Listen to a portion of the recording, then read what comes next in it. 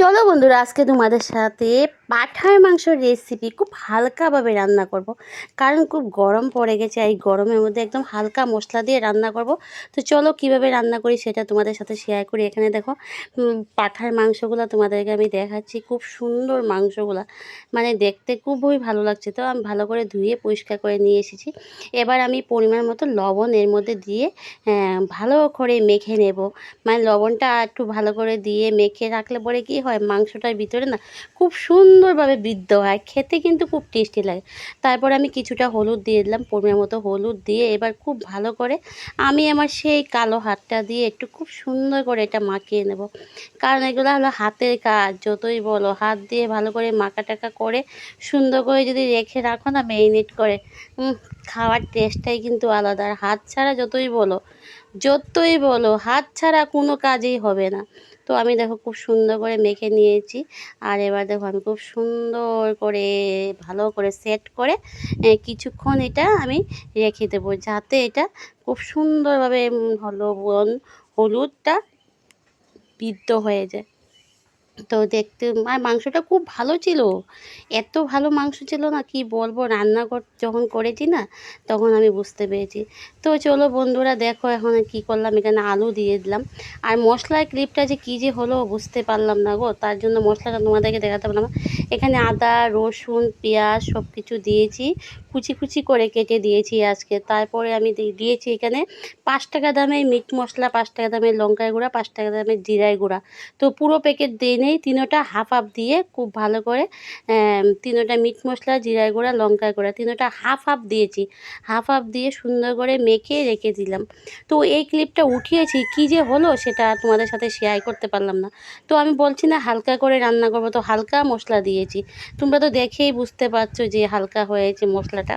তো এখানে জিরা, তারপরে এলাচ, দারচিনি, তেজপাতা ফোড়ন দিয়ে মাংসটা এবার বসিয়ে দিলাম। তো আমি তোমাদেরকে বললাম না মশলাটা একদম কম দিয়েছি। তো এই যে মাংসটা ছাড়লাম, তোমরা দেখে হয়তো বুঝতে পারছো এখানে কোনো এত মশলা ব্যবহার করা হয়নি।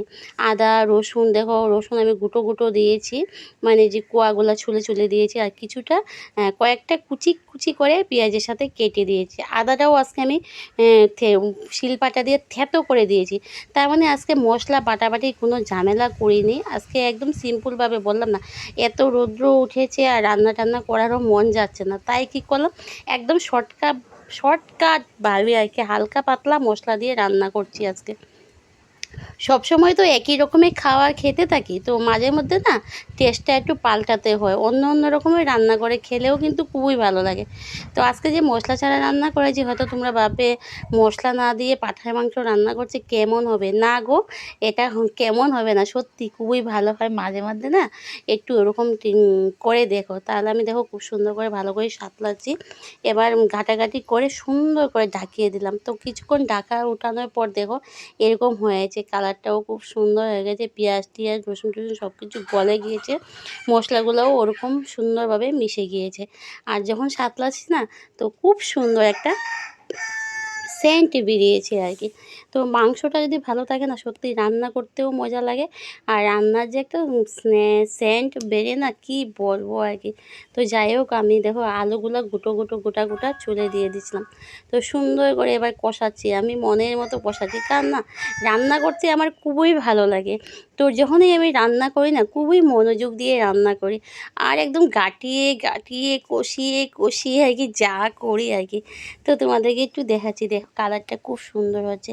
তো দেখো কষাতে সাইড দিয়ে তেলটা ছেড়েছে।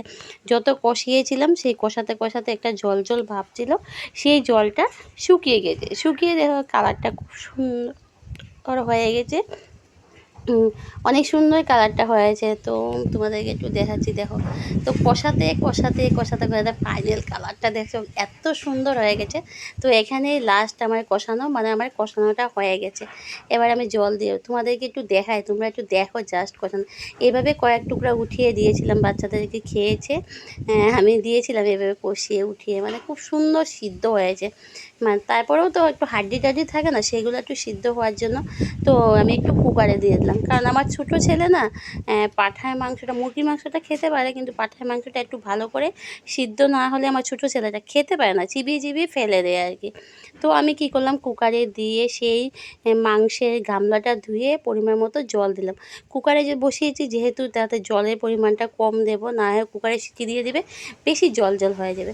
তো আমি এবার দেখো নাড়াচাড়া করে ভালো করে এতটুকুই জল দেবো, জল দিয়ে দুটো সিটি দিয়ে দেবো। সিটিটা দিলে পরে কি হয়, একটু ভালো করে সিদ্ধ হয়, একটু নরম হয় ভালো। গরম মশলাও এর মধ্যে দিয়ে দিলাম, দারচিনি আর বাটা, এলাচ বাটা আমি দিয়ে দিলাম। দিয়ে এবার সুন্দর করে নাড়াচাড়া করে এবার ঢাকনাটা লাগিয়ে দেবো। তো কুকারে দেওয়ার মানে হলো আমার ছোটো ছেলেটা ভালোভাবে সিদ্ধ হলে খেতে পছন্দ করে। তো এই দেখো হয়ে গেছে। তোমাদের কাছে যদি ভালো লাগে লাইক করবে, কমেন্ট করবে। আজকের মতো টাটা, বাই বাই।